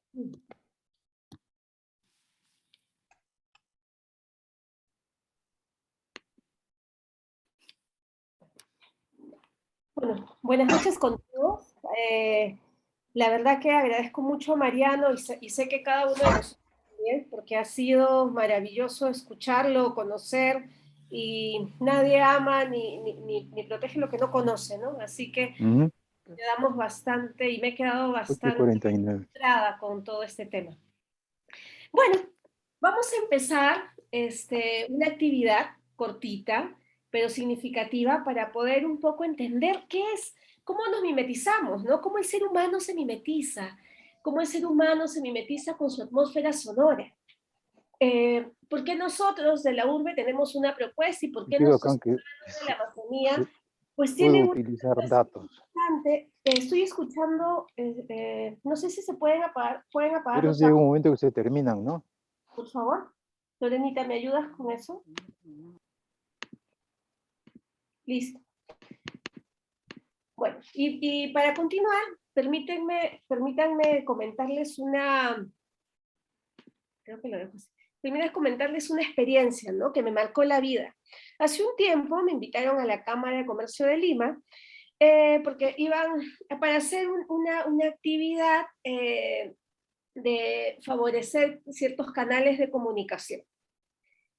Los participantes eran dirigentes, sabios de la Amazonía, y por el otro lado estaban dueños que iban a hacer creo que era una especie de hidroeléctrica en la Amazonía. Bueno, entonces fui con mi guitarra, vamos a empezar la dinámica, eran como 20 sabios de la Amazonía, y empezamos con la dinámica, vamos a presentarnos. Perfecto. Bueno, resultó que yo era cero musical a comparación de ellos. La propuesta que ellos tenían desde sus cánticos, desde que en su manta y en sus bolsas tenían instrumentos musicales, y cómo ellos se presentaron a través de su propuesta sonora fue increíble, ¿no? Esto me enseñó mucho, me enseñó y aprendí mucho, además de los cánticos, cómo la atmósfera sonora influye en nuestro día a día, cómo la propuesta de lo que cantamos, de lo que escuchamos, va a influir también en nuestra propuesta de vida, en nuestros intereses. Vamos a escuchar ahora algo rapidito.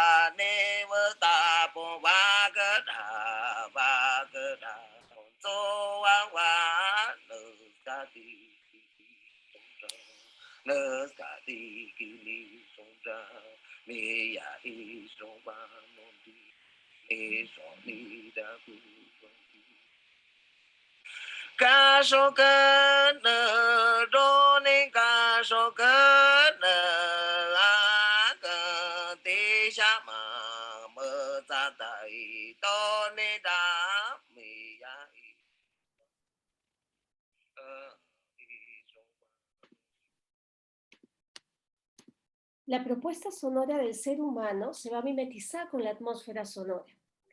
Nosotros que vivimos en la urbe no somos ajenos a eso. Nos mimetizamos con el sonido de los autos. Si vamos en una oficina, nos mimetizamos con el sonido de la fotocopiadora. Si vamos por las calles, nos mimetizamos con la urbe. Y es por eso que vamos a tener también una tendencia y vamos a tener prioridades también. Y esto me enseñó que la mimetización que ellos tienen y el vínculo, el contacto y la empatía que ellos tienen con la atmósfera sonora, que en este caso es la naturaleza, los sonidos de las hojas, de los manantiales, de los ríos, el sonido de los pájaros, pues genera en ellos un vínculo muy especial. Ellos tienen cantos, salen de sus casas y en diferentes situaciones empiezan a cantar. Pero ¿qué es ese canto sonoro? Ese canto sonoro viene a ser, y esa propuesta sonora, viene a ser vibración. Y la vibración dentro de objetivos a nivel terapéuticos y sanadores, pues también tiene que ver con que el ser humano a nivel bioquímico somos más del 90% de agua. Con nuestro sonido vocal, y con nuestro cuerpo podemos generar una vibración y un estímulo constante a cada parte de nuestro cuerpo. Creo que sería lindo e importante ayudar, mimetizarnos con nuestros hermanos, y vamos a empezar a hacer un cántico. Lo escuchamos, ¿no? Bueno, lo más interesante, y practíquenlo en casa, es que la vibración se produce en la repetición constante. En este caso, puedes repetir sonidos vocálicos, puedes repetir fonemas, puedes repetir palabras, puedes repetir frases. ¿Fue el audio? Vamos a quedarnos con algo, con un ejercicio estrecho. Tarari, tarari, tarari, tarari, tarari, tarari, tarari, tarari, tarari. Yo estoy repitiendo el fraseo y la melodía de nuestro hermano. Vamos a repetirla. Tarari, tarari, tarari, tarari, tarari, tarari, tarari, tarari, tarari, tarari. Se pueden quedar con el tarari, tarari, tarari, Tararirararu, como un canto responsorial. Los sonidos amazónicos, los cánticos, son muy agudos y son nasales. Tararir, tararirarirara. Y de pronto, me acuerdo que un sabio sacó de su bolsa un instrumento.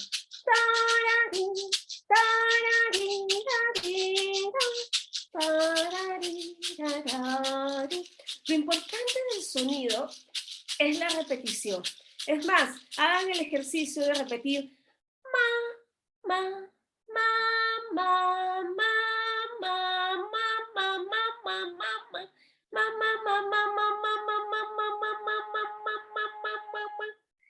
la repetición genera vibración y en esa vibración es lo que entra en contacto nuestro cuerpo y estímulos a nivel interno.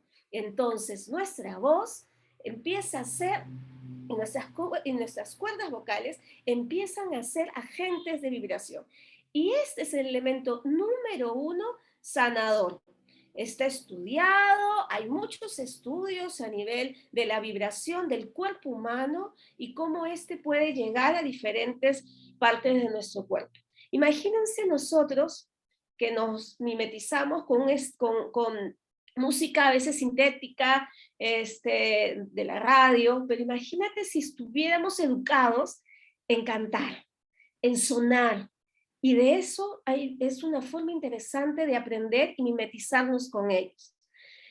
Lorena, ¿me ayudas? ¿Te atreves? Tarari, tarari, tarira, tarari,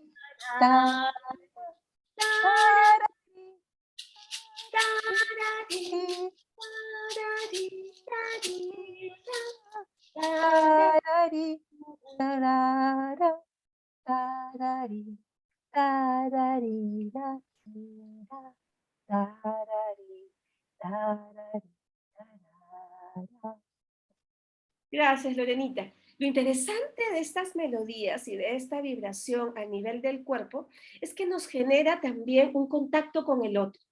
Nuestra atmósfera sonora va a representar no solamente lo que vamos a hacer como personas, lo que voy a hacer con el otro y lo que voy a hacer con mi espacio y mi medio ambiente.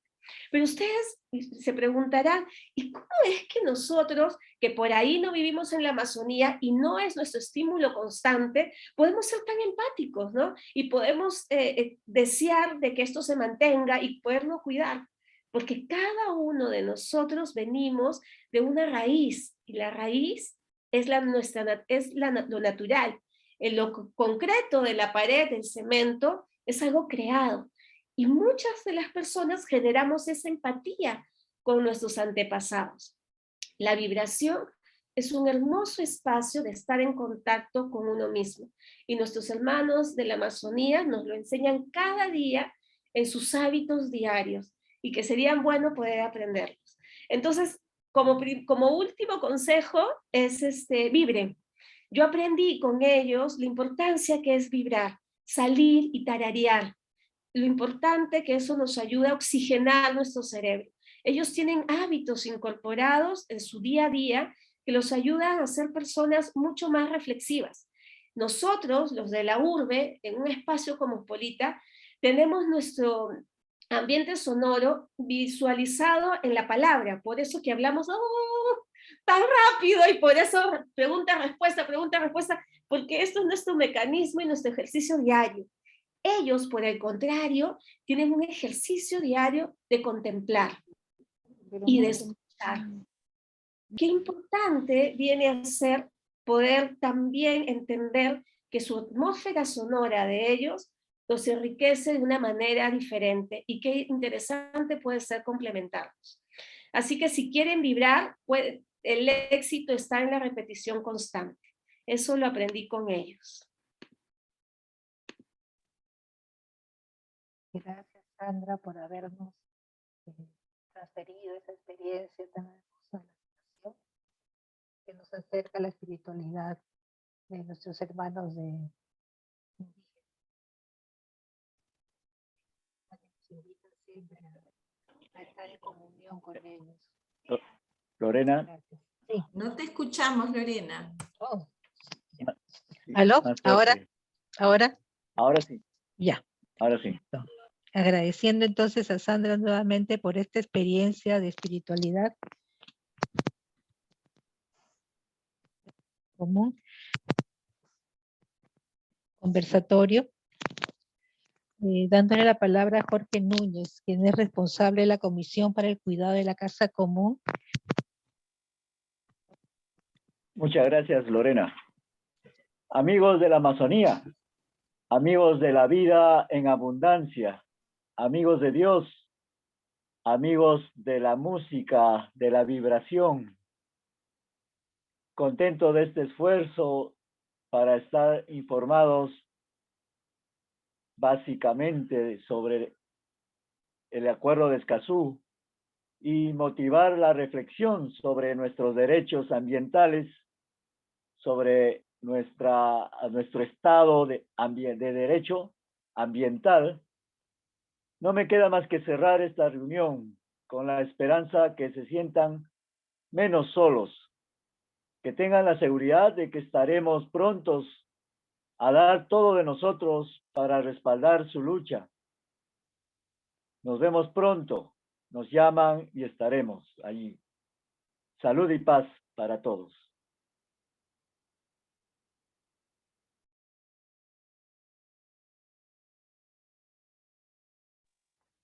Muchas gracias, Jorge, y a todos y cada uno de ustedes. Hermoso, Jorge.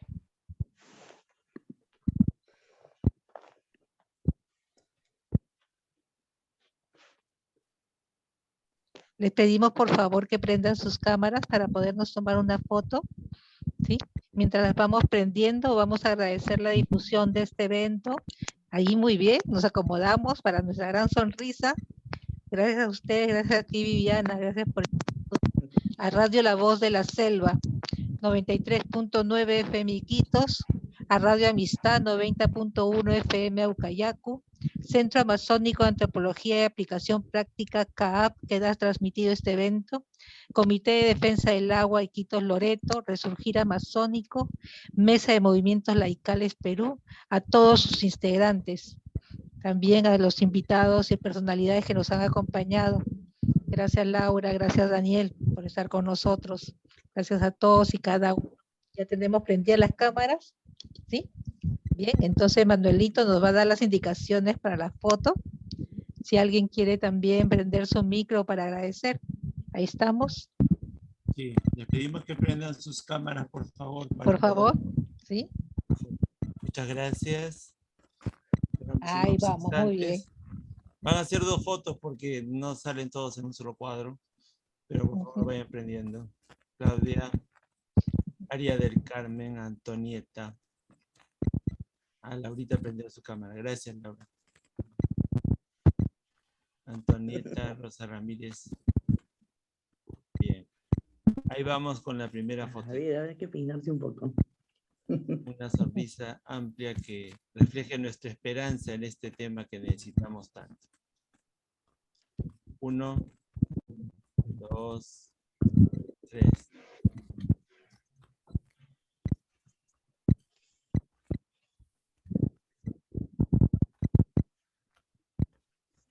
Muy bien, ahora vamos con la segunda foto. Ok. Vamos de nuevo. 1, 2, 3.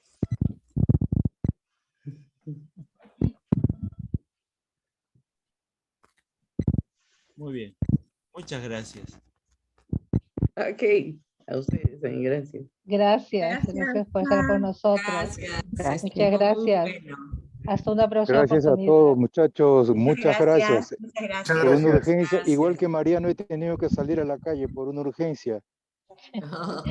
Oh, gracias. Todo muy bien, Adiós, todo muchas muy bien. gracias. Bueno, gracias. Gracias a todos por su participación. Gracias por abrirnos los ojos Gracias. a tanta oscuridad, a tanta ceguera. Bien, Gracias. gracias, Zulema. Realmente. Gracias. Gracias, Zuleta. Muchas gracias por la Hemos invitación. aprendido mucho. Chao, hasta pronto. Un abrazo de acá de Verónica. Chile. Chao, Gracias, Odette. Odette. Un Gracias por abrazo quedarte fraterno. tanto rato. Gracias. Chao, chao. Chao, Buenas Odette. noches. Chao. Chao.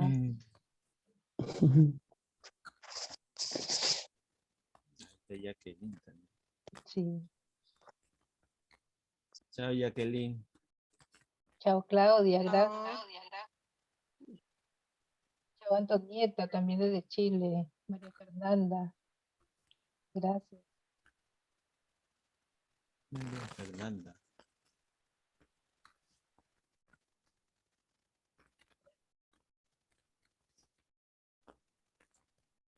Muy bien.